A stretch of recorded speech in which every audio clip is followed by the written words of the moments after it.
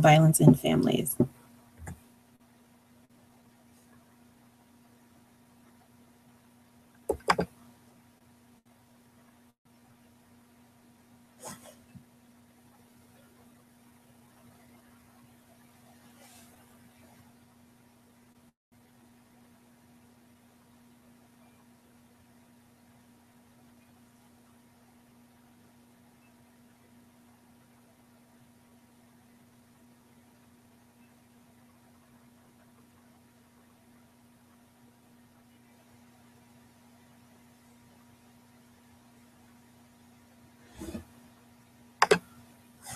Domestic violence often takes different forms. Physical abuse is often the most common form of violence because it's the most obvious to see. While emotional abuse can be difficult to detect, it doesn't always accompany another type of abuse and generally has lasting longing effects and is more difficult to recover from. Neglect is another type of abuse, which often is a deprivation of necessities, whether it be internal or not. Also includes sexual abuse, which are acts of sexual gratification and are often seeking monetary gain. Domestic violence is a worldwide issue. In Canada alone, 6.1% of women were physically abused, while 6.8% of women were sexually abused.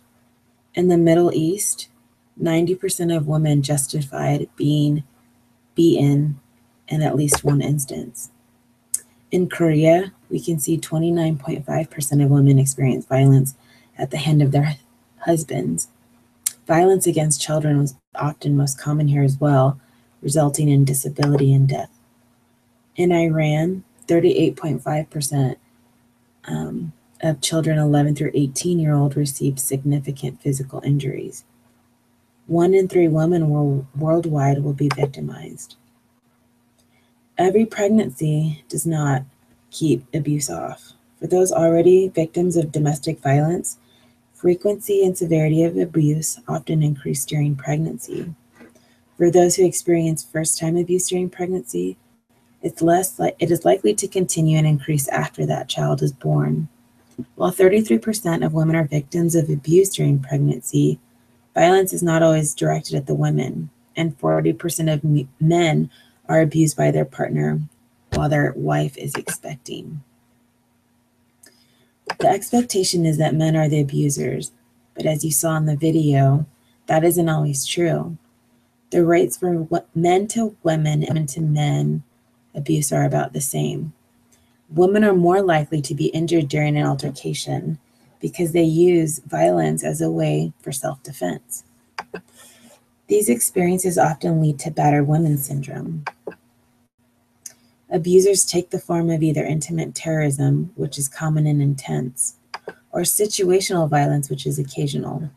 It's important to remember that infrequent does not mean mild, though, and situational violence is likely to increase in frequency over time. In either situation, the victim should leave, but many don't. As you saw in the video at the beginning, women told why they stay in their abusive relationships. Other reasons often include the lack of resources of women thinking they can't make it on their own anymore, the wants to maintain a family unit for their children, because it's better to be in a family than not, the hopes and desires that someday he can change, their desire and commitment to their relationship no matter what, and the views that their outbursts are often her fault.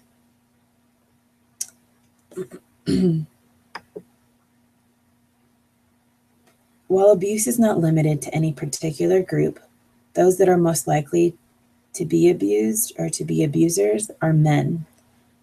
Those characteristics are often between 18 and 24 years old. Those who are unemployed part-time, have low education, often are living in poverty, have been married for fewer than 10 years, are abusers of drugs and alcohol, have frequent marital conflict, have been physically or sexually abused as a child, view women as deserving of the abuse, and believe that men should be held head of the household. Abuse is generally about control. And because of this, men feel they have the control and deserve it and will use abuse to get it.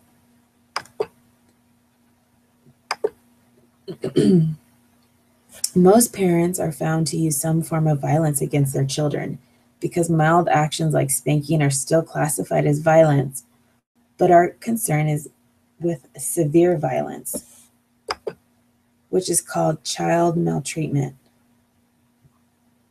That includes neglect, physical, emotional, or sexual abuse. Most child maltreatment cases involve some form of neglect. Children 1 and younger have the highest rates of child maltreatment, which often leads to the death of children, generally the age of 4 or younger. As with spousal abuse, there are certain qualifiers of someone likely to abuse children.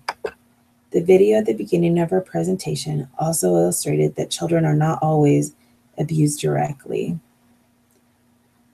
Sometimes by watching their parents argue, they can see and are witnesses to domestic violence and have some kind of marital discord or feel like they have difficulty learning, trusting, have high anxieties of anxiety and depression.